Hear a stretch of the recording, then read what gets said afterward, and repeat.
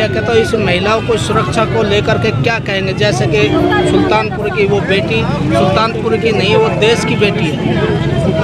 देखिए, सुल्तानपुर की व्यवस्था की बात करें या दिल्ली की व्यवस्था की बात करें, क्योंकि दिल्ली एक राजधानी है और राजधानी में इस तरह की घटना घटती है तो समझिए कि कहीं ना कहीं बहुत बड़ा दुर्भाग्यपूर्ण है और बहुत ही शर्मनाक है।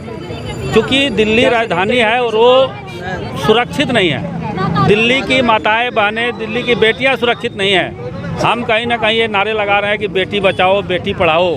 ना बेटी यहाँ पढ़ रही है और ना बेटी यहाँ बच रही है। आज जो उस लड़की के साथ जो घटना हुई, मैं मानता हूँ कि ये घटना इतना ही दर्दनाक हुआ और कहीं ना कहीं मैं मानता हूँ कि पुलिस की बहुत बड़ी बेपरवाही रही है कि 8 किलोमीटर तक लड़की के बॉडी को घसीटा गया। उसके बाद कहीं पुलिस की जिप्सी नज़र नहीं आई या बीट अफसर वहाँ घूम नहीं रहे थे, जबकि 1 जनवरी का दिन था। 31 दिसंबर को हाई अलर्ट किया गया था कि किसी प्रकार का नशे में होकर के रात में कोई नहीं घूमेगा। उसके बावजूद भी खुले में लोगों ने घूमा, खुद गुंडागर्दी की गई। लड़कियों के साथ पता नहीं उसके साथ रेप किया गया, उसके साथ कैसे कैसे घटनाएं की गई। ये पुलिस को क्या बेपरवाही नहीं है तो क्या है? और सारा का सारा जिम्मेवार पुलिस है जी, सारा का सारा प्रशासन है और कहीं ना कहीं प्रशासन इससे बहुत बड़ा शर्मिंदगी में है और दिल्ली के लोग शर्मिंदगी का है कि दिल्ली राजधानी में इस तरह की घटनाएं होती है। तो मैं कहता हूं कि बहुत दुर्भाग्यपूर्ण है और इसके लिए मीडिया के माध्यम से मैं बताऊंगा कि पूरे दिल्ली के लोगों को इस लड़ाई को बड़े स्तर पर लड़ना चाहिए। इस देश के नेताओं को लड़ना चाहिए, दिल्ली के नेताओं को लड़ना चाहिए और हम लोग बिल्कुल उसके साथ हैं और हम इस लड़ाई को लड़ते रहेंगे। यूपी में जो योगी की सरकार है, बीजेपी की सरकार है, इधर हरियाणा में भी बीजेपी की सरकार रही है, लेकिन एक महिला को और आज जो है सड़क के बीच उसकी शनाख्त नहीं की गई, उसको भी रोन दिया गया नोएडा के अंदर। उसमें क्या कहेंगे? देखिए, बीजेपी की सरकार और सरकारों की बात हम आपको नहीं करेंगे, क्योंकि सरकारों को किसी मिनिस्टर को जिम्मा नहीं दिया गया, ठेका नहीं दिया गया कि सुरक्षा व्यवस्था वो कायम रखेगा। वो वहाँ का मान लो कमिश्नर नहीं है। हम ये कहते हैं कि जो कमिश्नर ऑफ पुलिस है, पुलिस को जिम्मेवारी दी गई है कि जो भी घटनाएं होगी, जो भी अवैध काम होगा, इस तरह की घटना होगी, उस पर पुलिस रोकथाम करेगी।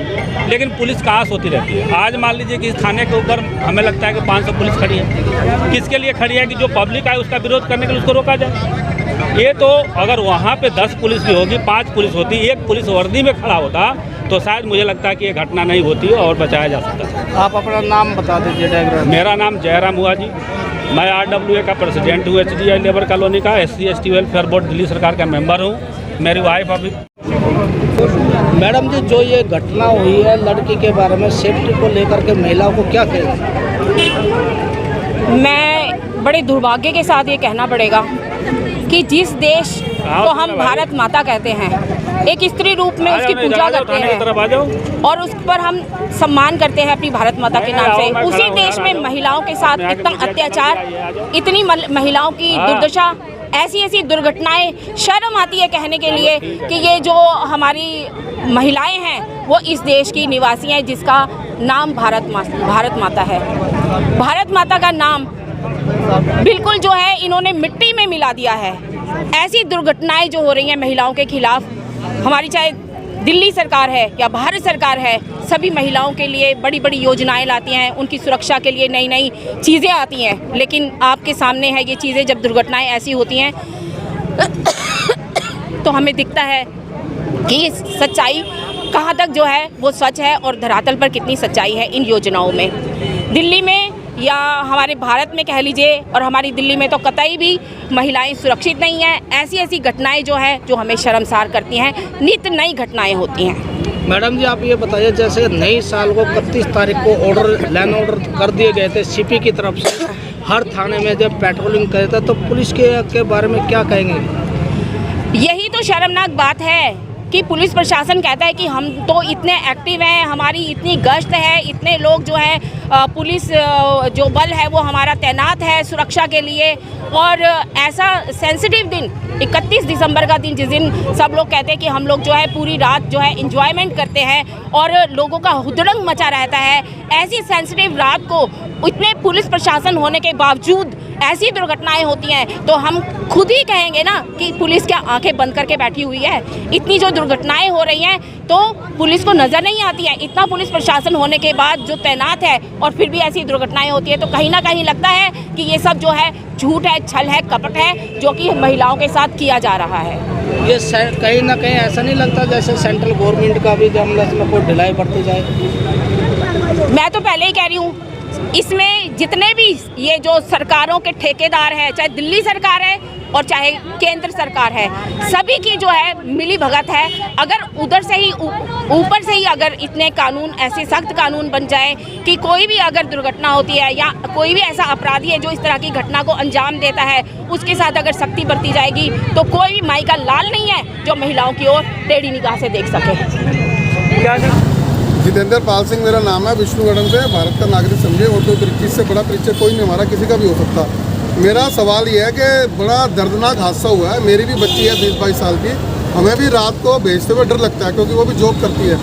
तो इतना दर्दनाक हादसा हम लोग जब सुबह हमने कल शाम को देखा तो बड़ी तकलीफ हुई। तो फिर मैंने भी सोचा कि यहाँ पे आके जाया जाए। तो सुबह टीवी पे देख रहे हैं, एक पार्टी एलजी साहब का रिज़ाइन मांग रही है, एक पार्टी दूसरी का मांग रही है रिज़ाइन, किसी ने करना नहीं है। तो इसमें जो पुलिस की लापरवाही दिख रही है तो दिख ही रही है, चलो कोई बात नहीं। लेकिन लड़की के परिवार में जब हमने देखा कि उनके 2 छोटे भाई बहन हैं, मदर उसकी सुना है कि बीमार रहती है, तो ये जो हमारी जो दिल्ली में जो 2 मेन पार्टियां हैं, ये लड़की के परिवार के आगे के भविष्य के लिए क्या कर रही है, मेरा सिर्फ एक यही सवाल है। क्योंकि दिल्ली में जो हमारे सीएम हैं केजरीवाल साहब, ये अपने इससे पल्ला नहीं झाड़ सकते कि जी पुलिस हमारे हाथ में नहीं है। तो क्योंकि जब आपको कल को वोट लेने आते तो आप ये थोड़ा कहते पुलिस हमारे हाथ में नहीं है। तो एलजी का काम अपनी जगह है, इनका काम अपनी जगह है। तो मेरा सबसे यही अनुरोध है इनसे, सभी लोगों से, कि हम जो ये कर रहे हैं, दबाव डाल रहे हैं सरकार के ऊपर, जरूर डालें, ये हमारा राइट बनता है। लेकिन हमें जो लड़की के परिवार के लिए भी कुछ करना चाहिए। तो उसके लिए मेरी सीएम साहब से हाथ जोड़ के अनुरोध है कि लड़की के जो भाई हैं, उसके छोटे छोटे बच्चे, लड़की तो वापस हम ला नहीं सकते, जो उसके छोटे छोटे बहन भाई हैं, जो उसकी मदर है जैसे बीमार रहती है, उनके आगे के फ्यूचर के लिए पढ़ाई का, खाने पीने का कोई ना कोई प्रबंध जरूर किया जाए। यही मेरी प्रार्थना है केजरीवाल जी से। और भी कोई करना चाहे तो करे। धन्यवाद, जय हिंद।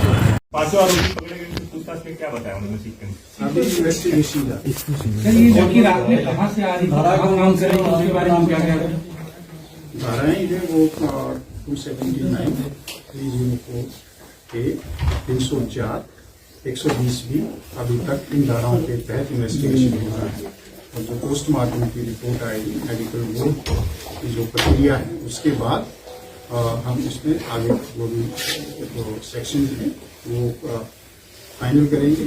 उसमें अगर जरूरत हुई तो इन्वेस्टिगेशन के आधार पर सेक्शन ऐड किए जाएंगे। जो अभी तक अक्यूज अरेस्ट किए गए 5 अक्यूज थे, वो दीपक खन्ना है जो कोई ड्राइवर है ग्रामीण सेवा में, एक दूसरा अमित खन्ना है, तीसरा एक कृष्ण नाम का आदमी है, चौथा एक मनोज मित्र और 5वां मिथुन है। 5 अभियुक्त हैं अभी तक का जो इन्वेस्टिगेशन है।